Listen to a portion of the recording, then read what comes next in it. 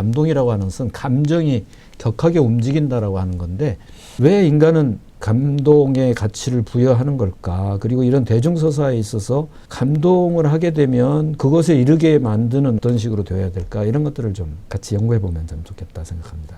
주인공이 우리 드라마에서 드라마틱한 결과를 가져가기 위해서는 주인공이 많은 어려움에 처하고 어려움을 극복해야 된다는 것들이 드라마의 전제가 되는데 감동도 마찬가지입니다. 감동의 대다수는 이렇게 주인공이 일단 어려움을 겪는 데서부터 싹이 트고 주인공이 자기가 겪어나가고 있는 이 삶의 어려움 혹은 해결해야 될 문제의 어려움 이런 것들을 주인공이 잘 알고 있다라고 하는 게 중요합니다. 어려움이 있는 다음에 우리는 주인공의 감정에 충분히 깊이 이입하지 않으면 감동은 일어나지 않습니다. 대개 감동이 일어나는 경우는 주인공한테 우리가 많이 마음을 쓰고 있다. 그리고 너무나 좋아하고 있다. 이런 것들이 이 감정이입의 깊이가 결과적으로는 감동으로 가는 중요한 전제 조건이다. 감동은 두려움, 좌절, 불안, 미움 이른바 부정적인 감정이죠.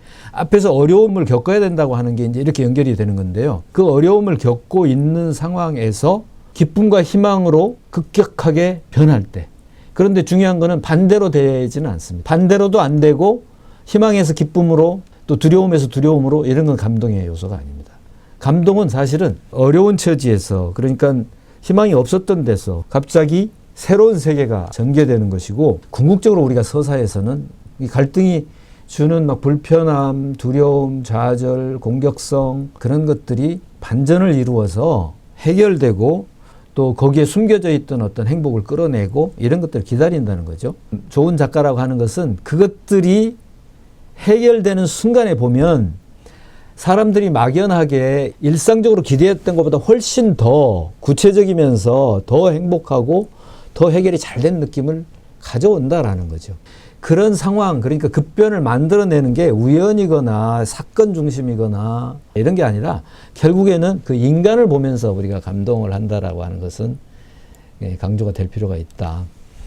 그 다음에 이제 여기서 끝나는 게 아니죠. 감동은 희망을 되찾게 된 게 우연이 아니라 보편적 인간에서 비롯됨을 깨닫는다라고 하는 데서 깊이 있는 드라마다운 요소를 갖는 건데 희망의 본질은 인간에서 모든 게 나오는구나라고 이렇게 할 수 있다고 생각해요. 상대방의 행동에 감동을 받는다고 할 때 대부분 죄책감이 있는 경우가 많습니다. 그러니까 아 저렇게 착한 사람이었는데 모르고 구박을 했구나라든지 그러나 보는 우리는 안타까움으로 그게 아닌데 저 사람 착한 사람인데 이렇게 하는 거고 그게 같이 맞물려 가는 거죠. 자 이제 이거는 이제 상당히 기술적인 부분이기도 한데 사실 앞에까지 해서 반전이 일어나고 그것들이 의미가 확산되면은 사실 보통의 이야기에서는 일단락이 되는 겁니다. 마음이 열리죠. 감동을 받았기 때문에. 그리고 기분 좋은 순간이죠. 그럴 때 감동이 왔다.